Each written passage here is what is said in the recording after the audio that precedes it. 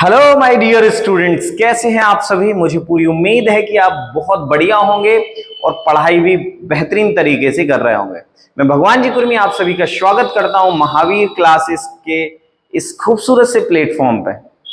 तो सबसे पहले तो मैं उन बच्चों को बताने देना चाहता हूं कि इसकी एक पहली वीडियो पार्ट 1 ऑलरेडी आपको समझा दी गई है, आपके यूट्यूब चैनल पे है, जिसमें हमने कंप्लीट एलसीएम और एचसीएफ को समझा था। अगर जिसने वो वीडियो नहीं देखी है तो जाके पहले इसके रिलेटेड वीडियोस में जाके इसके पार्ट 1 को जरूर देखिएगा। अब हम चलते हैं पार्ट 2 पे। इसमें हम क्या करने वाले हैं, इसमें हम समझेंगे कि जैसे √2, √3, √5 इरेशनल नंबर्स होते हैं, इनको प्रूफ करना होता है। तो ये पूरी कंप्लीट वीडियो में हम इरेशनल नंबर को प्रूफ करेंगे। और आपको सभी को पता है कि ये क्वेश्चन जो होता है ये एग्जाम के पॉइंट ऑफ व्यू से 100% इंपॉर्टेंट है। एक एग्जाम के पॉइंट ऑफ व्यू से एग्जाम में क्वेश्चन भर भर के पूछे जाते हैं, तो भाई वीडियो को स्किप ना करना। हो सकता है कि अगर आपने स्किप कर दिया और 2 नंबर में 4 नंबर में क्वेश्चन अगर आ गया एग्जाम में तो फिर तो दिक्कत हो जाएगी ना। तो प्रॉपर तरीके से देखिए, मेरी गारंटी कि आपको चीजें समझ में आ जाएंगी। तो हम प्रूफ करने के पहले कुछ कॉन्सेप्ट को ध्यान से समझते हैं, जो कि थ्योरम है 1.3। तो समझना बात, अगर मैंने कहा कि P एक क्या है, प्राइम नंबर है। P क्या है भाई, P जो है एक प्राइम नंबर है। क्या है, एक प्राइम नंबर है और वो डिवाइड करता है ए स्क्वायर को। किसको डिवाइड कर रहा है, ए स्क्वायर को डिवाइड कर रहा है। मतलब कि P डिवाइड्स ए स्क्वायर। P किसको डिवाइड कर रहा है, ए स्क्वायर को। देन P ऑल्सो डिवाइड ए।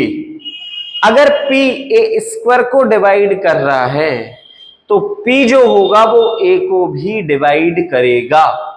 मैं फिर से रिपीट कर दूं। अब फॉर एग्जाम्पल जैसे हम एक एग्जाम्पल लेते हैं, 3 प्राइम नंबर है और 3 क्या है, प्राइम नंबर है, और 15 क्या है, कंपोजिट नंबर है। ये 15 ना लेके हम लेते हैं सपोज 9 का स्क्वायर। 9 का स्क्वायर ले लेते हैं, ठीक है ना। 9 का स्क्वायर क्या होता है, 81। तो मुझे ये बता दो कि 81 में 3 से डिवाइड हो जाएगा कि नहीं हो जाएगा। तो 3 1 जा 3, 3 2 जा 6 और यहां से 2 आ जाएगा, 3 7 दा। मतलब आप खुद समझो कि 3 दूनी 6, 3 7 21, 27, मतलब पूरा कट गया। मतलब 81 जो है वो किससे डिवाइड है, 3 से डिवाइड है। मतलब 81 जो है वो डिविजिबल है 3 से, या 3 डिवाइड्स 81। देन 81 मतलब 9 का स्क्वायर। देन 3 ऑल्सो डिवाइड 9, 3 3 जा 9। तो बात ये है कि अगर किसी नंबर का स्क्वायर, पहले तो यहां पे इसको थोड़ा सा करेक्ट कर लें, ये ए स्क्वायर है। अगर कोई प्राइम नंबर उसके ए स्क्वायर को डिवाइड करता है तो वो प्राइम नंबर P ए को भी डिवाइड करेगा। P ए को भी डिवाइड करेगा। ये समझे कि नहीं समझे? अगर समझ गए होगे तो ये अगले क्वेश्चन में आपको बहुत शानदार तरीके से हेल्प करने वाला है। तो हम चलते हैं सीधे क्वेश्चन की तरफ। और क्वेश्चन में आप देख पा रहे हैं, क्वेश्चन में लिखा है proof that √5 is irrational number. ये एक्सरसाइज है आपकी कौन सी, 1.2। तो 1.2 एक्सरसाइज को कंप्लीट सुनेंगे, कंप्लीट समझेंगे, कंप्लीट जानेंगे, कंप्लीट ये देखेंगे कि एग्जाम में कैसे क्वेश्चन आते हैं। तो बिल्कुल वीडियो के एंड तक आपको बने रहना है। तो पहला क्वेश्चन जैसे आ रहा है यहाँ पे कि √5 एक इरेशनल नंबर है, प्रूफ करिए। चलिए हम क्वेश्चन को प्रूफ करते हैं। यहाँ पे क्या बोला गया है क्वेश्चन में, क्वेश्चन में बोला गया है कि proof that √5 is irrational number. क्या प्रूफ करना है, हमें प्रूफ करना है कि जो √5 है वो एक इरेशनल नंबर है। क्या नंबर है, इरेशनल। चलिए तो हम इसको प्रूफ करते हैं। बड़े ध्यान से समझिएगा, बहुत ध्यान से इसको समझना है। तो सबसे पहले तो लेट कर लेंगे कि √5 जो है वो एक रेशनल नंबर है। √5 इज अ रेशनल नंबर। √5 क्या है बेटा, एक रेशनल नंबर है। और रेशनल नंबर आप सभी जानते हैं जिसको हम P अपॉन Q के फॉर्म में लिख सकते हैं, जिसको हम P अपॉन Q के फॉर्म में लिख सकते हैं, A अपॉन B के फॉर्म में। मान लेते हैं हमने इसको A अपॉन B के फॉर्म में लिखा, तो इसका मतलब ये होगा कि जो √5 होगा ना वो A अपॉन B हो जाएगा, यस और नो। बिल्कुल एक एक स्टेप को बहुत ध्यान से समझने की जरूरत है। तो अब हम इसको ट्रांसपोज करेंगे तो √5 इज इक्वल टू कितना होगा, B is equal to A, हाँ या ना, ये अपॉन से जाएगा मल्टीप्लाई में। अब इसको क्या कर दो, स्क्वायरिंग कर दो both side, squaring both side. Squaring करेंगे तो √5 का स्क्वायर हट जाएगा रूट, और B का स्क्वायर हो जाएगा B स्क्वायर, और यहां पे हो जाएगा A स्क्वायर, हाँ या ना। और ये 5 मल्टीप्लाई में कहां चला जाएगा, डिवाइड में, तो B square is equal to हो जाएगा A स्क्वायर अपॉन 5। क्या हो जाएगा यहां से, B square is equal to A square upon 5 हो जाएगा कि नहीं, जल्दी से बता दो भाई। बिल्कुल हो जाएगा। तो यहां पे बेटा A स्क्वायर के अपॉन में क्या है, A स्क्वायर के अपॉन में क्या है, जल्दी से बताओ। A स्क्वायर के अपॉन में 5 है, A स्क्वायर के अपॉन में क्या है, यहां पे 5 है। तो अब अगर A स्क्वायर के अपॉन में 5 है तो मतलब A स्क्वायर 5 से क्या है, डिविजिबल है। तो यहां पे हम लिख सकते हैं कि here A square is divisible by 5, then theorem according to the theorem भी कह सकते हैं, then according to theorem 1.3 A is also divisible by 5। अगर A स्क्वायर 5 से डिविजिबल है, ध्यान करो अभी मैंने आपको समझाया था, अभी उसमें थोड़ा सा पुराने वीडियो को पीछे कर लीजिएगा। मैंने उसमें समझाया था कि अगर किसी नंबर का स्क्वायर किसी नंबर प्राइम नंबर से डिविजिबल है तो वो नंबर भी जो होगा वो 5 से मतलब उस नंबर से डिविजिबल होगा। मतलब अगर A स्क्वायर 5 से डिविजिबल है तो A जो होगा वो 5 से डिविजिबल होगा। और अगर कोई नंबर 5 से डिविजिबल है, अगर कोई नंबर 5 से डिविजिबल है, देयरफॉर वो 5 का फैक्टर भी होगा। जहां पे C क्या है, कोई पॉजिटिव नंबर है, क्या है, पॉजिटिव नंबर है। मैं फिर से रिपीट कर रहा हूं कि अगर कोई नंबर 5 से डिविजिबल है तो वो 5 का फैक्टर भी होगा। जैसे फॉर एग्जांपल 25 क्या है, 5 से डिविजिबल है, तो 25 को हम 5 इंटू 5 लिख सकते हैं, हाँ या ना। मान लो मैंने कहा 50 5 से डिविजिबल है, तो इसका मतलब 5 इंटू 10। मैं एक आध और नंबर लेता हूं, जैसे मैंने 35 लिया, 5 से डिविजिबल है, तो 5 इंटू 7। तो हर एक नंबर में 5 का फैक्टर आ रहा है कि नहीं, देखो ये 5 तो कॉमन है सब में, 5 इंटू 7, 5 इंटू 5, 5 इंटू 10, तो 5 इंटू सी भी तो लिख सकते हैं ना इसको, 5 इंटू सी भी तो लिख सकते हैं ना। और 5 इंटू सी का मतलब क्या हुआ कि वो 5 का फैक्टर है। समझे बात को कि नहीं, ये बात बिल्कुल समझ में आ गई होगी सभी को। मैं सिंपल सी बात आपको समझाना चाह रहा हूं कि अगर कोई नंबर 5 से डिविजिबल है तो वो 5 का फैक्टर भी होगा। बस इतनी सी बात मैं कह रहा हूं। और ये बात कहां से आई है, हमने अभी जो थ्योरम पढ़ी थी इसके पहले। मैं कोई भी चीज रटवा नहीं रहा हूं, आपको बहुत ध्यान से समझना बस है। क्वेश्चन क्या था, prove that √5 is a rational number. तो इरेशनल था, तो अब हमें क्या मानना है इसको कि √5 एक रेशनल नंबर है। रेशनल मतलब जो अपॉन में हो, तो A अपॉन B हो गया, B मल्टीप्लाई में गया, फिर स्क्वायर किया तो यहां से 5B square is equal to A square हो गया, 5 डिवाइड में आ गया तो B square is equal to A square upon 5। तो अब इसका मतलब ये हुआ कि जो A स्क्वायर है वो डिविजिबल है 5 से, तो A जो होगा वो भी डिविजिबल होगा 5 से। और अगर A और B दोनों ही मतलब A 5 से डिविजिबल है तो 5 का फैक्टर होगा। चलिए इसको हम पुट करते हैं इक्वेशन नंबर 1 में, इसको पुट करते हैं इक्वेशन नंबर 1 में। Put in equation 1। इक्वेशन 1 क्या है, B square is equal to A square upon 5। A के प्लेस पे क्या आएगा 5C, तो उसका स्क्वायर लगा देंगे, अपॉन में क्या आएगा 5। अब समझो बात को, तो ये हो जाएगा 25C स्क्वायर अपॉन 5, होगा कि नहीं।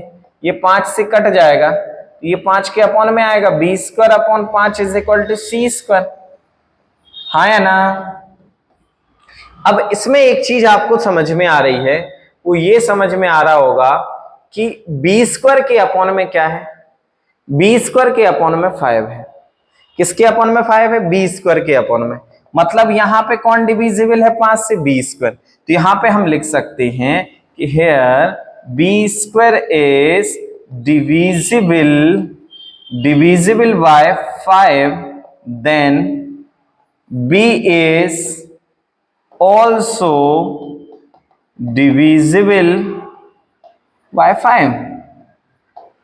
अगर बी स्क्वायर 5 से डिविजिबल है तो बी जो होगा वो भी 5 से डिविजिबल होगा। थ्योरम 1.3 आप जाके प्रीवियस उसमें देख के रिकैप कर लो कि ये होता ही है, हमने इसको प्रूव भी कराया था।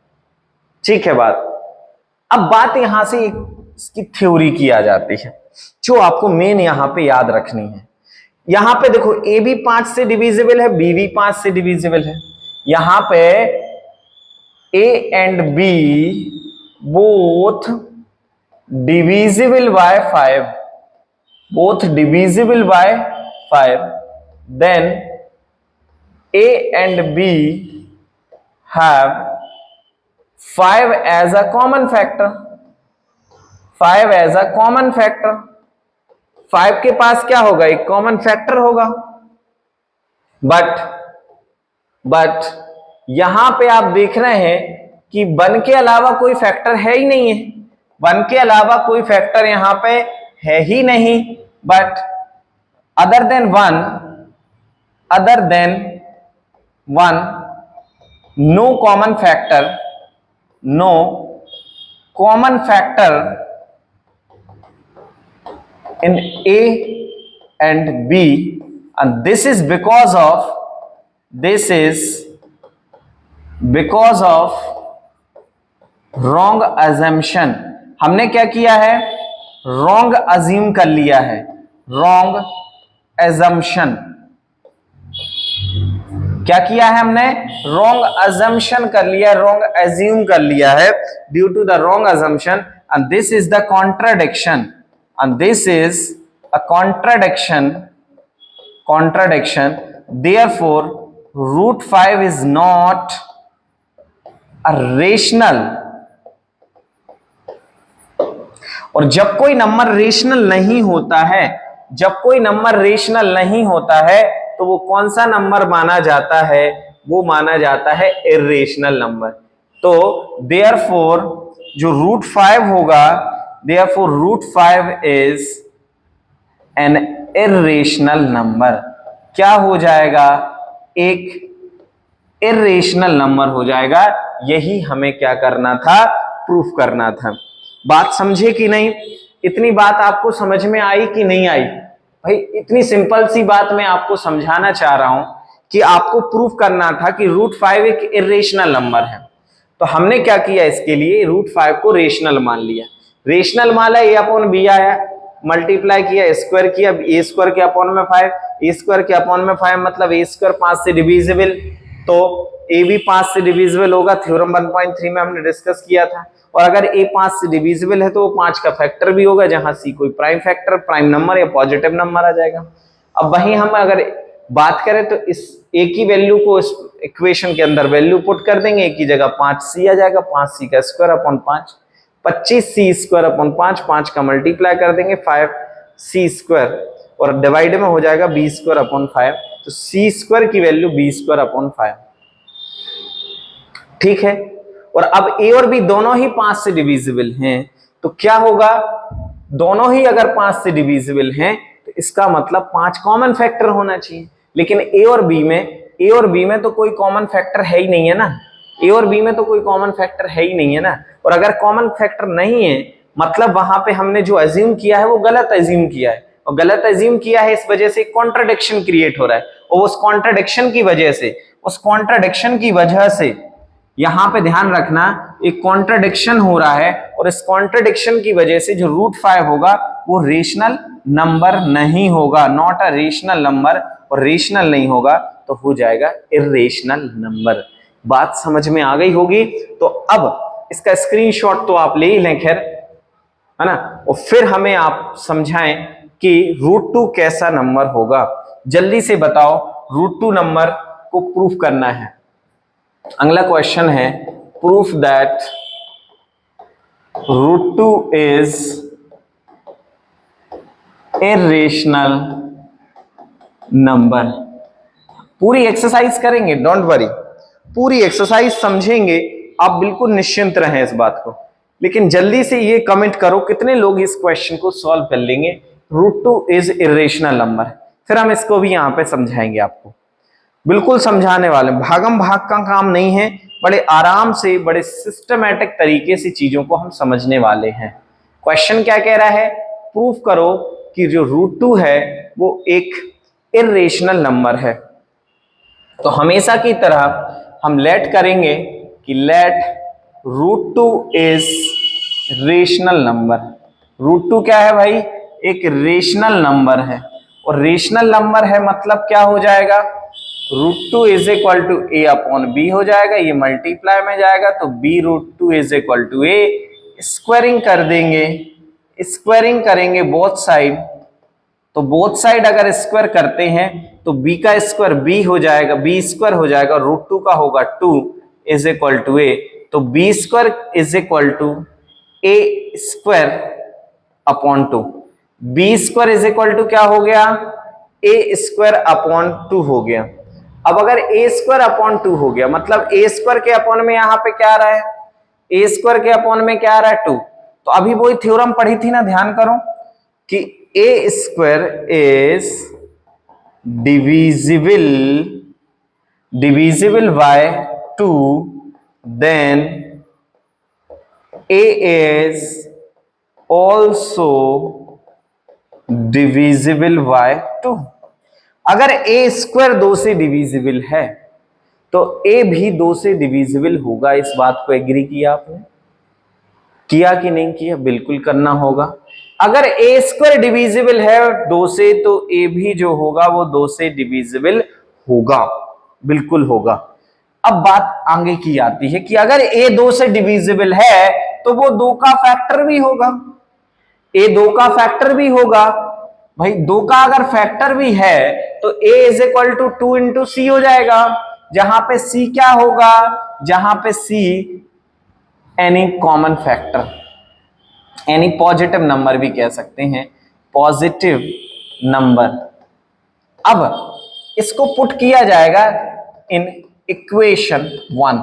इसको चाहो तो अपन इक्वेशन 1 देके इसमें वैल्यू पुट कर देंगे, और वैल्यू जो पुट करेंगे तो B square is equal to A square upon 2, मतलब ए के प्लेस पे आएगा 2c स्क्वायर अपॉन 2, मतलब 4c स्क्वायर अपॉन 2, 2 2 जा 4, 2c स्क्वायर हो जाएगा, b के अपॉन में आ जाएगा b square upon 2 is equal to c square. इससे ये समझ में आता है कि b स्क्वायर के अपॉन में 2 आ रहा है, किसके अपॉन में आ रहा है 2, b स्क्वायर के अपॉन में 2 आ रहा है, मतलब b square is divisible by 2, then b is also divisible by 2।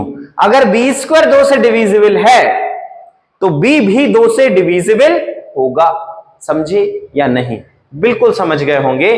और अगर a और b दोनों ही 2 से डिविजिबल हैं, a और b दोनों ही 2 से डिविजिबल हैं, तो इसका मतलब ये हुआ कि यहां पे ए और बी में क्या होना चाहिए था, ए और बी में क्या होना चाहिए था, कॉमन प्राइम फैक्टर्स।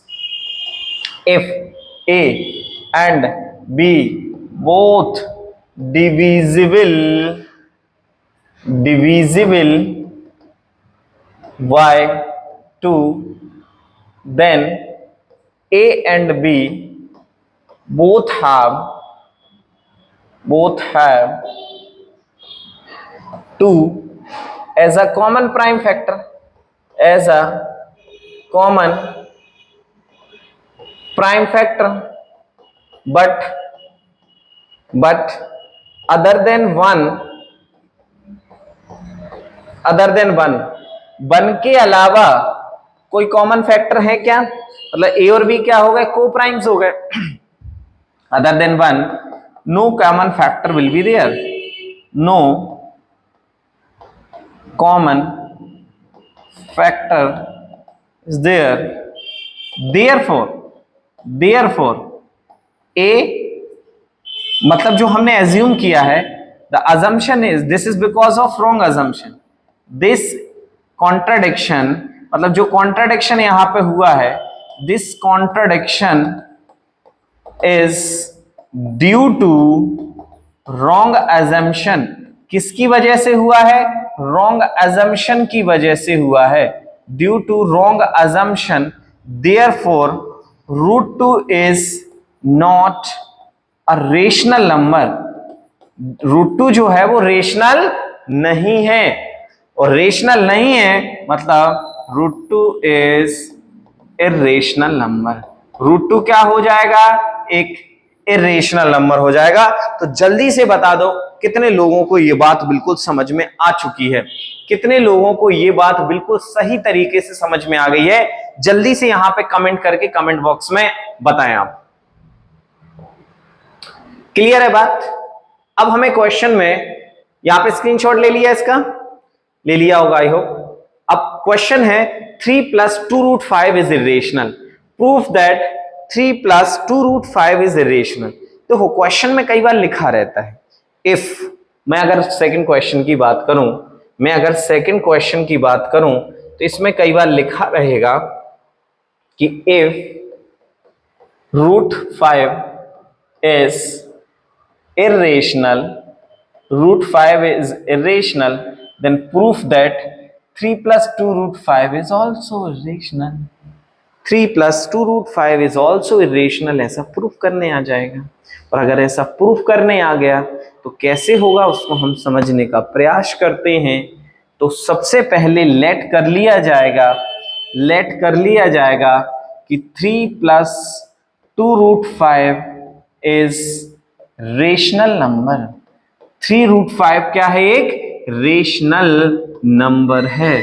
और अगर रेशनल नंबर हुआ तो इसका मतलब ये होगा कि ये जो होगा 3 + 2√5 उसको हम a/b के फॉर्म में लिख देंगे। ट्रांसपोज करो तो 2√5 इज इक्वल टू a/b - 3 हो जाएगा।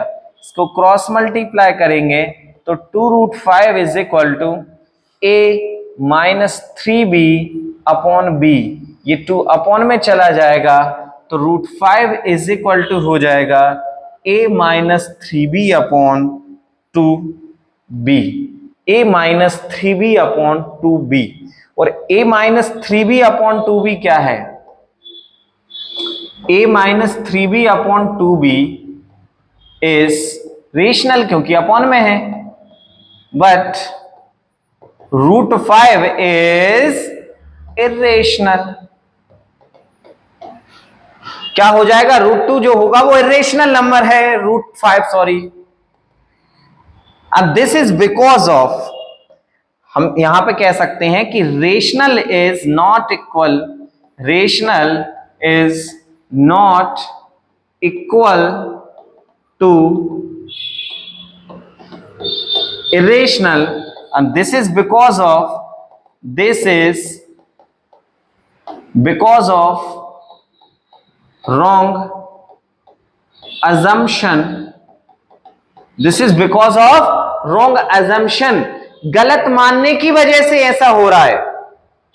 और गलत मानने की वजह से अगर ऐसा हो रहा है, गलत अज्यूम करने की वजह से ऐसा हो रहा है, तो इसका मतलब ये होगा कि ये जो होगा वो रेशनल नहीं होगा। तो हम यहां पे लिख सकते हैं कि therefore 3 + 2√5 is not a rational number, एक रेशनल नंबर नहीं है। तो क्या हो जाएगा फिर? 3 + 2√5 इज इर्रेशनल नंबर। क्या हो जाएगा?